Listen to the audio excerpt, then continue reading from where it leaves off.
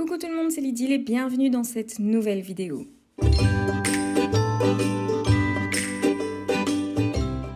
Aujourd'hui, on va parler du calendrier de l'Avent Saga Post Scrap.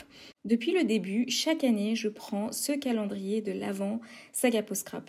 Et comme chaque année, j'en fais une vidéo où je vous montre la totalité de celui-ci et je vous donne mon avis sur ce calendrier-là. Donc vous pouvez revoir toutes ces anciennes vidéos qui sont toujours sur ma chaîne. Donc chaque année, j'achète ce calendrier et je vous donne un petit peu l'aperçu général.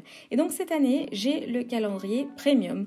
Donc ça veut dire qu'en plus des dies qu'il y a tous les jours, il y a aussi des découpes bois, des tampons, des embellissements en tout genre. Chaque jour, il y en a. Alors, chaque jour, je faisais sur Instagram une petite vidéo en story pour révéler le contenu du paquet du jour. Vous avez donc peut-être pu le découvrir dans mes stories quotidiennes. Ici, on prendra le temps de voir l'ensemble. Alors, j'ai tout gardé dans une boîte pour tout ressortir si besoin.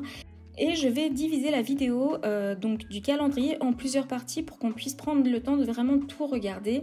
Première chose, j'ai sorti tous les dies et les découpes déjà faites, que j'ai fait des dies, je les ai mis aussi dans l'ordre d'apparition dans le calendrier.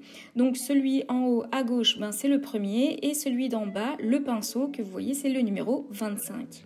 Première chose que vous pouvez observer, c'est qu'il y a 27 dies. Il n'y en a pas 25. Ça veut dire que Saga Post Scrap a été super généreuse et en a mis certains jours 2 dans un paquet.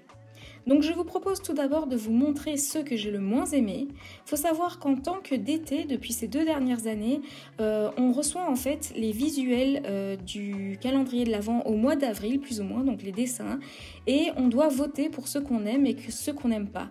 Et par exemple, la tête du chien avec les cerfs, avec les bois de cerf, c'était celui que j'aimais le moins et celui que j'utiliserai probablement jamais, mais que d'autres membres de la DT aimaient beaucoup, et donc il a été choisi pour être dans le calendrier. Le poisson, c'est pas que je ne l'aime pas, mais je ne sais pas trop quand est-ce que je vais l'utiliser. Si ça se trouve, je ne sais pour quelle raison je vais l'utiliser, mais voilà, pour l'instant, c'est celui qui me parle le moins. Ensuite, tellement nous, c'est pas que je l'aime pas non plus. En fait, au contraire, je trouve que c'est un très beau dies, mais je me connais et je sais que je vais pas l'utiliser parce qu'il est trop grand pour mon scrap. Comme je fais des mini-albums, les dies trop grands, c'est un peu problématique. Et aussi parce que je suis fainéante, comme pas possible. Et donc, en fait, je déteste devoir coller les dies aussi fins comme les mots. Parce que du coup, je dois vraiment mettre de la colle partout et c'est assez contraignant à faire. La pomme de pin, je ne sais pas pourquoi, mais elle ne m'inspire pas. Mais de nouveau, je peux peut-être me tromper et je risque peut-être de l'utiliser prochainement ou l'automne. Mais maintenant, passons au meilleur. Et donc là, je vais vous montrer mes 5 dies préférés. Alors, je commence direct par mon numéro 1, c'est l'enveloppe. Je l'adore ce dies. J'en ai d'ailleurs fait une vidéo réelle sur Instagram, sur une page de mon December Daily, tellement je le trouve trop mignon. Et en plus, vraiment, on peut l'utiliser pour n'importe quel thème de l'année, que ce soit hiver, été, Noël, Pâques, autre chose. N'importe quelle période de l'année, n'importe quel thème, on peut l'utiliser. Et ça, je trouve ça génial comme idée. Mon numéro 2, c'est les tickets. Alors, je l'adore aussi celui-là. On peut l'utiliser aussi pour tous les thèmes. On peut le couper en 3 tickets. On peut les plier pour les déplier dans un projet. Bref, quand je vois ce dies, j'ai plein d'idées qui arrivent et c'est comme ça que je mesure aussi la qualité d'un dies à l'utilité que je vais en faire. En numéro 3, j'ai ce pinceau. C'est marrant parce que lors des dessins qu'on avait pu découvrir, c'était pas du tout un qui m'inspirait. C'est justement le dernier dies du calendrier de l'Avent et je trouve finalement qu'on a fini en beauté. J'aime vraiment bien ce dies-là et j'ai bien envie de l'utiliser d'ailleurs prochainement, donc il est possible que vous l'aperceviez dans une prochaine vidéo. Alors j'aime bien aussi ce dies caché de cire qui a aussi une partie embossée. Je trouve maintenant que les calendriers de l'Avent Saga Post Scrap sont vraiment montés d'un cran au niveau qualité. On n'a pas que des dies, on a des gabarits comme pour l'enveloppe, on a des dies avec des parties qui sont embossées, on a d'autres dies qui travaillent dans les creux du papier comme les dies ronds avec le flocon et le mot note qui se travaillent en négatif. Donc voilà, c'est vraiment un calendrier qui pour l'instant est vraiment de qualité. En numéro 5, ce feuillage est juste magnifique et d'une finesse. Je pense que c'est aussi... J'hésite avec le numéro 1 pour vous dire tellement je trouve qu'il est magnifique ce dies. Je dirais dans l'ensemble que c'est un très bon calendrier de l'Avent parce qu'il y a très peu de dies que je ne me vois pas ou peux utiliser. D'ailleurs ici ce que je fais c'est que j'ai enlevé rapidement ceux que je risque de peu utiliser pour vous montrer ceux que je vais beaucoup utiliser. Et quand on regarde l'entièreté, c'est très positif parce que la majorité des dies sont intéressants et risquent d'être beaucoup utilisés. Pour ça, c'est un très bon point pour ce calendrier. Je pense que le fait que Mélodie ait demandé à sa DT de voter pour le calendrier a eu pas mal d'impact sur la finalité de celui-ci, parce qu'au final, ce n'est pas que son regard du calendrier, mais aussi celui d'acheteuses, scrapeuses comme nous. Et donc ce calendrier risque justement de plaire à plus de personnes vu qu'il a été vu et revu par un certain nombre de DT qui a pu donner son avis avant la production de celui-ci. Dans le calendrier premium, il y avait aussi ces planches d'étiquettes die-cut à découper. La qualité d'impression est vraiment bonne, faut juste aimer découper, pas comme moi. Ensuite, je vous ai mis les embellissements du calendrier par ordre aussi d'apparition. C'est chouette parce qu'il n'y a pas que des découpes bois, il y a aussi des tampons, des étiquettes acryliques, des mots en acrylique, des badges et aussi un pochoir.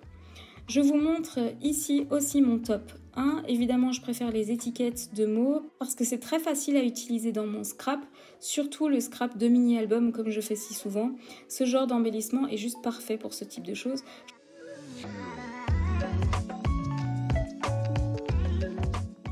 Je trouve que le tampon visage lune est très beau. Je ne sais pas encore trop comment et quand je vais l'utiliser, mais je pense que c'est un challenge que je vais me lancer.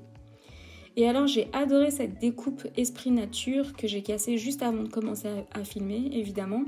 Mais c'est pas trop grave parce qu'en fait il est destiné à être collé dans un album, donc je rassemblerai les deux bouts en les collant ensemble.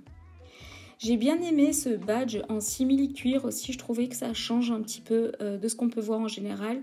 Et en plus c'est aussi très facile à utiliser dans les albums. Les autres embellissements sont aussi très chouettes. Il n'y en a qu'un seul que j'aime moins, tout simplement parce que ce n'est pas mon style. C'est ce tampon au motif un petit peu abstrait. Mais voilà, tous les autres embellissements, je les trouve très beaux et vont être très certainement utilisés dans mes futurs projets. Avant de clôturer la vidéo, évidemment, j'ai envie de savoir votre avis à vous. Donc, je vous propose de me donner vos dies préférés et embellissements préférés si vous avez eu votre coup de cœur. N'hésitez pas à me le mettre en commentaire. J'ai vu sur Instagram que beaucoup avaient aimé la licorne à bascule aussi. C'est vrai que c'est un que j'aime bien et que je me projette bien de voir utilisé dans des albums pour enfants. Le dies simplement, le mot simplement avec tous les feuillages aussi est vraiment magnifique. La petite enveloppe et les moufles sont revenus aussi souvent dans les réponses. Donc ça reste, je trouve, un très bon calendrier de l'Avent.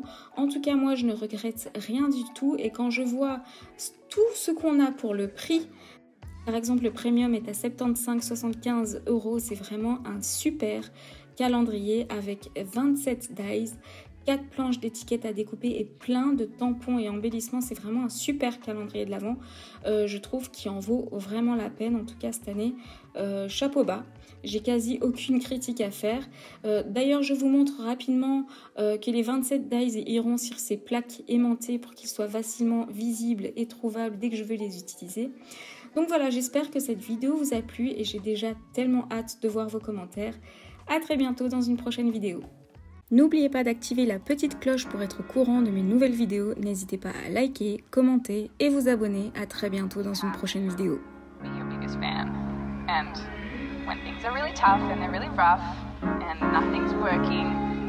But there's something inside of you that says, I just have to follow that.